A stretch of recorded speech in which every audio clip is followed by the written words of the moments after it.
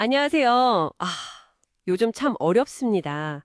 이런 시대에 하나님의 뜻을 어떻게 따르고 또 감당해야 할지, 네, 그런 고민들 많이 하시죠? 네, 정말 그런 것 같아요. 마침 오늘 저희가 나눌 신명기 17장 2절부터 13절까지의 말씀이 어쩌면 그 길을 좀 보여줄 수 있지 않을까 싶습니다. 네, 아주 중요한 말씀이죠. 네, 이 말씀 보면서요, 어떻게 그분의 뜻대로 판단하고 또 행동하면서 이 시대를 살아갈 수 있을지 좀 같이 살펴보겠습니다. 좋습니다. 이 시간이 여러분의 고민에 좀 빛을 비추는 그런 통찰을 얻는 시간이 되면 좋겠네요.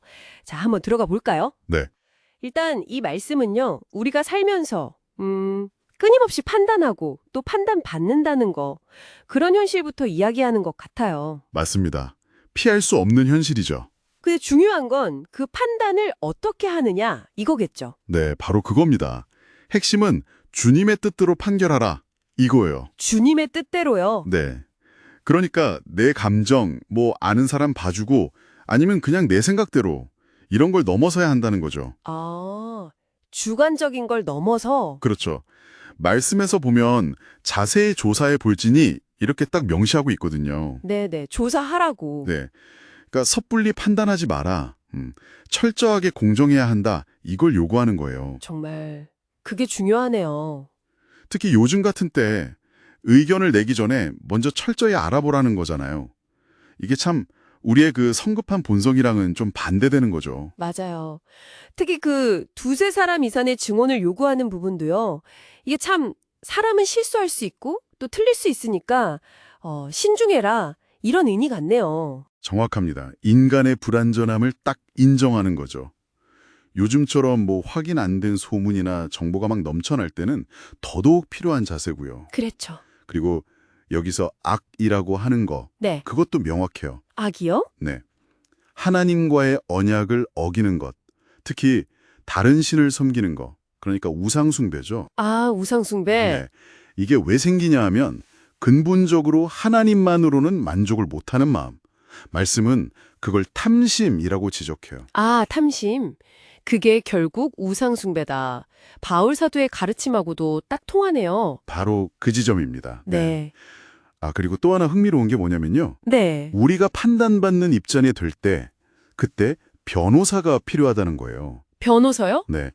내가 없을 때 나를 좀 좋게 말해주고 변호해줄 사람이 있으면 좀 억울한 판정 같은 거에서 보호받을 수 있잖아요. 그렇죠. 그럴 수 있겠네요. 반대로 우리도 다른 사람을 위해서 선한 변호사가 되어줘야 한다는 거죠. 우리가 변호사가 되어준다. 네. 이게 그냥 막 감싸주라는 게 아니고요. 편견이나 오해가 막 커지는 걸 좀 막아주고 또 공동체 안에 악이 있다면 그걸 줄이는 데 도움을 주는 좀 적극적인 역할인 거죠. 그렇군요. 어찌 보면 하나님 앞에서 우리를 변호해 주시는 예수님이나 또 성령님 역할이 있잖아요. 그걸 우리가 좀 닮아가는 길이라고 할 수도 있겠고요. 와, 그러니까 판단하는 역할도 중요하고 또 변호하는 역할도 중요하고 둘 다네요. 네네. 근데요, 살다 보면 진짜 이건 내 힘으로 판단하기 너무 어렵다. 이런 문제들도 있잖아요. 그럼요. 당연히 있죠. 그럴 땐 어떻게 하라고 하나요? 말씀에서는 그럴 때 레위 사람 제사장이나 재판장에게 가서 물어보라고 해요. 전문가에게 물어봐라. 그렇죠. 내 한계를 딱 인정하고 더 높은 지혜를 구하라는 거죠. 겸손하게. 네. 그리고 중요한 게 그렇게 해서 가르침을 받으면 그대로 해야 한다는 거예요. 좌로나 우로나 치우치지 말라고 아주 강조하죠. 좌로나 우로나 치우치지 말고. 네. 이게 예수님이 겟세마네 동산에서 기도하신 거랑 좀 연결되지 않나요? 내 뜻대로 마시고 아버지 뜻대로 하옵소서. 맞네요. 내 생각을 고집하는 게 아니라 하나님 뜻에 따르는 것, 순복. 네, 바로 그 순복이 핵심입니다. 근데 그 순종에는 좀 어려운 결단도 필요한 것 같아요. 듣기만 하는 게 아니라 말씀 보니까 우리의 특히 하나님 뜻을 알면서도 일부러 거스르는 그런 교만한 마음 같은 건 아주 단호하게 제하여 버려야 한다. 이렇게 강하게 말씀하시던데요. 맞습니다. 아주 단호하죠. 그냥 죄 짓는 것 자체도 문제지만 회개하지 않는 죄, 특히 공동체를 막 흔드는 그런 악은 용납하면 안 된다. 뿌리 뽑아야 한다. 이런 거죠. 네, 단호하게. 네. 이렇게 공정하게 판단하고 또 순종하고 악을 제거하는 이 모든 과정 끝에 결국 뭐가 생기냐면 바로 거룩한 두려움이라는 게 생겨요. 거룩한 두려움이요? 네, 하나님을 경외하는 마음이죠. 이게 개인과 공동체 안에 딱 자리 잡게 되는 거예요. 아, 이 경외심, 이 두려움이야말로 우리가 믿음 안에서 길 잃지 않도록 딱 붙들어주는 닷 같은 거거든요. 이게 없으면 너무 쉽게 세상적인 것에 휩쓸리게 되죠. 그렇군요. 오늘 이야기를 좀 정리해보면요.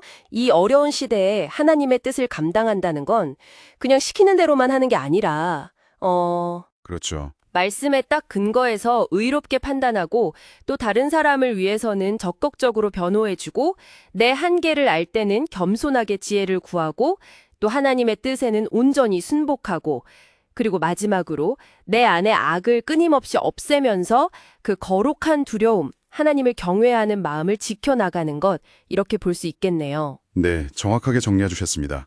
바로 그런 과정인 거죠. 네. 그래서 오늘 나는 이 지혜가 지금 여러분의 삶에는 어떤 울림을 주는지, 또 내 안에서 제하여 버려야 할 그런 완고함이나 탐심은 혹시 없는지, 그리고 나는 어떻게 선한 변호사 역할을 하면서 내 주변 사람들과 공동체를 세워갈 수 있을지 잠시 한번 깊이 생각해 보시면 어떨까요? 네. 바로 그 생각이 이 힘든 시대 속에서 하나님의 뜻을 따라 살아가는 그 구체적인 여정의 진짜 시작점이 될 수 있을 겁니다.